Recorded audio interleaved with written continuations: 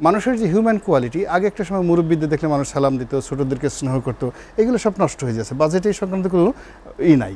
ধর্মকর্ম সম্পর্কে একটা সময় দাড়ি দেখলে, টুপি দেখলে বা গেরুয়া পোশাক দেখলে, এমনকি গ্রামে আমরা যে কোনো সন্ন্যাসীকে দেখতাম, হিন্দু ধর্মের লোকেরা ঢোল নিয়ে আসছে, মুসলমানরা তাদেরকে বসতেন, মাগো তুমি একটু বসো বা আপনি একটু বসেন।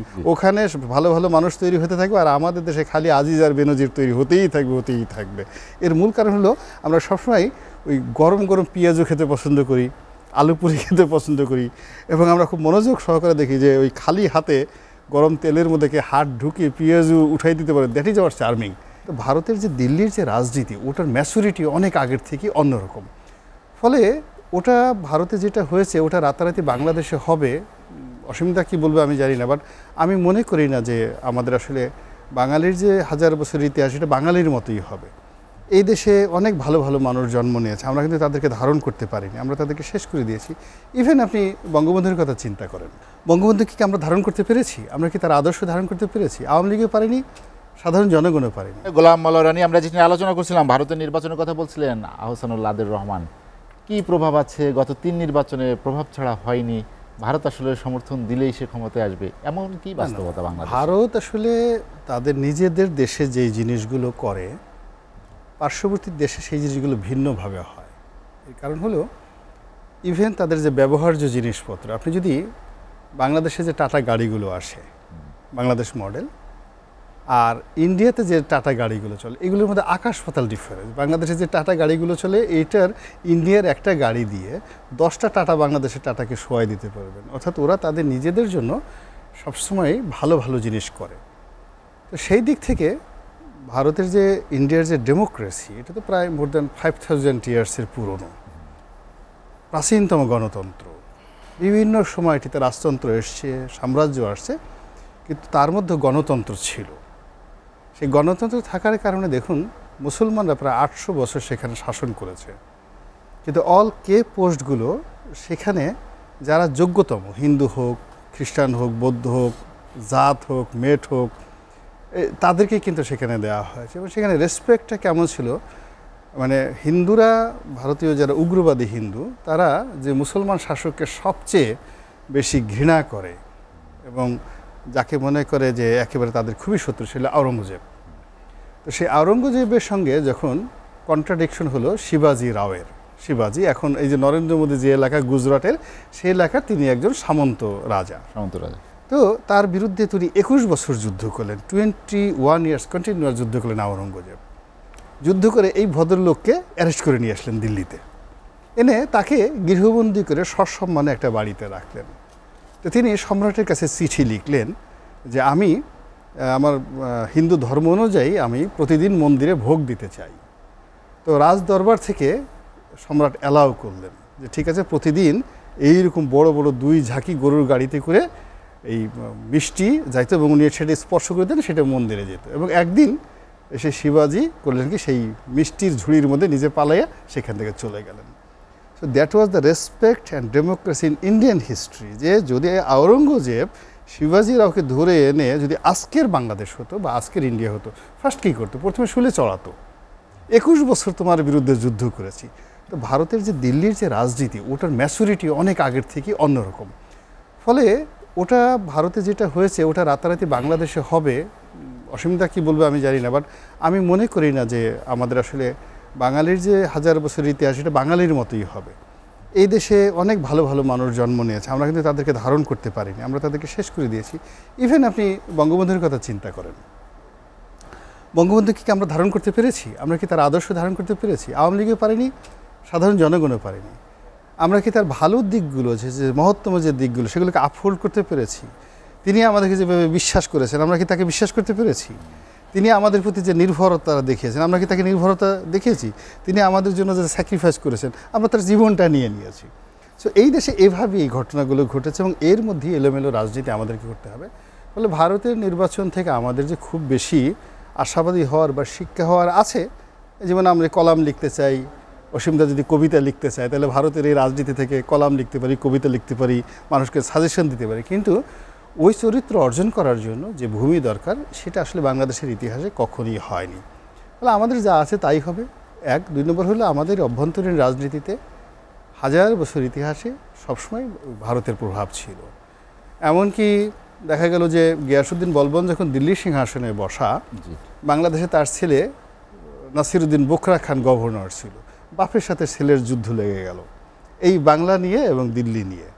তো মূল ব্যাপার বাংলার সাথে দিল্লির সবসময় একটা বিরোধ ছিল এবং দিল্লি সবসময় এটাকে ডমিনেট করার চেষ্টা করেছে, এটা এখনও করছে এবং অনাগত দিনে যদি বিএনপি আসে, এমনকি জামাত আসে ক্ষমতায়, অনেক কাছে জামাতে খুব ভারত বিরোধী লোক, কিন্তু তখনও দেখবেন যে জামাতের লোকগুলোর সাথে ওই ভারতের যে বিজেপি, ওদের সবচেয়ে বেশি আরএসএসের বেশি সম্পর্ক হয়ে গিয়েছে। এই কারণ হলো এত বৃহৎ প্রতিবেশী এবং এত বিরাট শক্তি, এই শক্তিটাকে অস্বীকার করে আসলে কখনো কোনো রাজনীতি হবে না, সে জয় করুক না কেন। এই কারণে দেখেন যে মির্জা ফখরুল সাহেব বা বিএনপি, মানে বিএনপির একটা বিরাট জনমত রয়েছে, সবাই চায় যে এই মুহূর্তে ভারতীয় পণ্য বর্জন করা হোক, নরেন্দ্র মোদীর কুশপুত্তলিকা দাহ করা হোক, দিল্লি চলো চলো দিল্লি চলো, এইভাবে একটা বিরাট অভিযাত্রা তৈরি করা হোক। কিন্তু যেহেতু বিএনপি তিন দফায় ক্ষমতায় ছিল, তারা জানে যে রাষ্ট্র পরিচালনা করার জন্য, ইলেকশনে আসার জন্য, ইভেন জাতীয় পার্টিও জানে, আওয়ামী লীগ তো জানেই যে ভারতের সঙ্গে একটা সম্ভাব্য রিলেশন, ভালো রিলেশন রাখতে হবে। রাজনীতির ময়দানে আমরা অনেকেই ভারতের গালি দেই, যাচ্ছে তাই ভাষায় গালাগালি করি, ওটা একটা ভোট পাওয়া রাজনীতি, কিন্তু রাষ্ট্র চালাতে হলে ভারতের সহযোগিতা লাগবে। এই যে এখন দেখেন আওয়ামী লীগের যে দোটানায় পড়েছে, যে বিপদের মধ্যে পড়েছে, তার অর্থনৈতিক ক্ষেত্রে চীনের কাছে যেতে হবেই, কিন্তু এটা সে পারছে না, বিকজ ভারতের শত্রুতা করে, ভারতকে অস্বীকার করে রাতারাতি যেভাবে পাকিস্তান পারে, এটা বাংলাদেশের এই ভৌগোলিক সীমানার কারণে আমাদের কোনো কোনো অপশন নাই। পাকিস্তানের অনেক অপশন আছে, আমাদের কোনো অপশন নাই। ফলে কি হচ্ছে, আমাদের যে দুর্ভোগ দুর্দশা ইতিহাসের বিভিন্ন সময়টাতে আমরা আমাদের কূটনীতি দিয়ে, রাজনীতি দিয়ে, সামরিক শক্তি দিয়ে কখনোই মোকাবেলা করতে পারিনি। Never ever in the history কোনো কারণ ঈশা খাঁ পারেনি, শায়েস্তা খান পারেনি, আলিবর্দী খান পারেননি, মুর্শিদ কুলি খান পারেননি, গিয়াসউদ্দিন আজম শাহ পারেননি। কাজেই এখন শেখ হাসিনা বলেন মাননীয় প্রধানমন্ত্রী, বা অনাগত দিনে যদি তারেক রহমান প্রধানমন্ত্রী হন, তিনিই পারবেন, এটা অসম্ভব বিষয়। ফলে অবস্থা বুঝে ব্যবস্থা নিয়ে মাথা ঠান্ডা করে রাজনীতি করতে হবে, আদারওয়াইজ এখানে বারবার শুধু ভুল হতে থাকবে এবং জাতি হিসেবে আমরা পিছাবো। ওখানে গণতন্ত্রের ইনস্টিটিউশন গড়ে উঠবে আর আমাদের দেশে শুধু অটোক্রেসি হতেই থাকবে। ওখানে ভালো ভালো মানুষ তৈরি হতে থাকবে আর আমাদের দেশে খালি আজিজ আর বেনজির তৈরি হতেই থাকবে। এর মূল কারণ হলো আমরা সবসময় ওই গরম গরম পেঁয়াজও খেতে পছন্দ করি, আলু পুরি খেতে পছন্দ করি, এবং আমরা খুব মনোযোগ সহকারে দেখি যে ওই খালি হাতে গরম তেলের মধ্যে হাত ঢুকিয়ে পেঁয়াজও উঠাই দিতে পারে, that is our charming, but it's not the wise. এটা দেখতে ভালো লাগে, ইটস নট দ্য ওয়াইজ হলো এই যে দেখেন আজকাল ভারতের একটা টাটা গ্রুপ, বিড়ালা গ্রুপ 100 বছর ধরে ব্যবসা করছে। আপনার ইন্ডিয়ান মোটরস, হিন্দুস্তান মোটরস, তারপরে আপনার বোম্বে ডাইং, রিলায়েন্স গ্রুপ পরে, এই যে দেখেন 100 বছর ধরে, 150 বছর ধরে একটা পরিবার গড়ে উঠছে, একটা ইন্ডাস্ট্রি গড়ছে। আর বাংলাদেশে 30 বছর যাবৎ একটা ব্যবসা প্রতিষ্ঠান সুন্দরভাবে চালাচ্ছে, আপনি দেখাতে পারবেন না।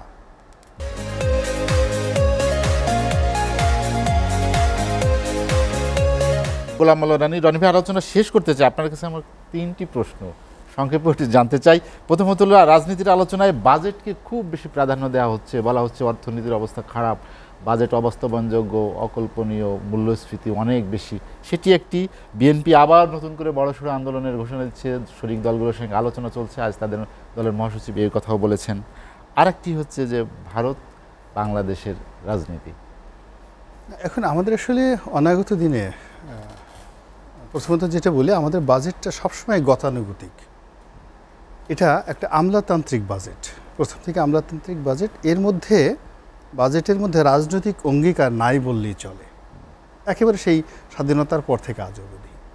2 নম্বর হলো যে বাজেটকে কেন্দ্র করে একটা জন আকাঙ্ক্ষা থাকে। আপনি লক্ষ্য, আমি যদি গত 20-25 বছরের ইতিহাস মনে করি, যে সারা বছর জনগণের একটা বিশাল জনগোষ্ঠী চেয়েছে, এক্সপেক্ট করেছে যে আমাদের এই দাবিটা বাজেটে ইনক্লুড করা হোক, এরকম একটা গণদাবি আমার মনে পড়ে না।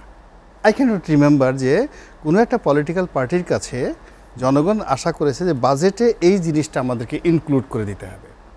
ফলে কোনো জনগণের চাহিদা, যেহেতু জনগণের আকাঙ্ক্ষাই নেই, তাদের কি বিড়ির ব্যান্ডরোলের ফি কমানো হলো না বাড়ানো হলো, কিছু বিড়ির ব্যবসায়ী কিছু লোকের নামায় দেয়, এরকম ব্যাপার, কিন্তু বাজেট কেন্দ্রিক যে একটা ইকোনমিক রিফরমেশন আছে এটা আমি আজ পর্যন্ত দেখিনি। তো যেখানে আপনার এক্সপেকটেশনই নাই সেখানে আপনার বাস্তবায়ন হবে কী করে? ফলে এটা গতানৈতিক সরকারি কর্মচারীদের বেতন দিতে হবে, ট্যাক্স কালেকশন করতে হবে, বিদেশি লোন দিতে হবে, 4 থেকে 5টা হেডকে কাজে রেখে আর বছরে কিছু উন্নয়ন করতে হবে, কিছু মৌলিক উন্নয়ন করতে হবে আর কিছু রিপেয়ারমেন্ট কাজ করতে হবে।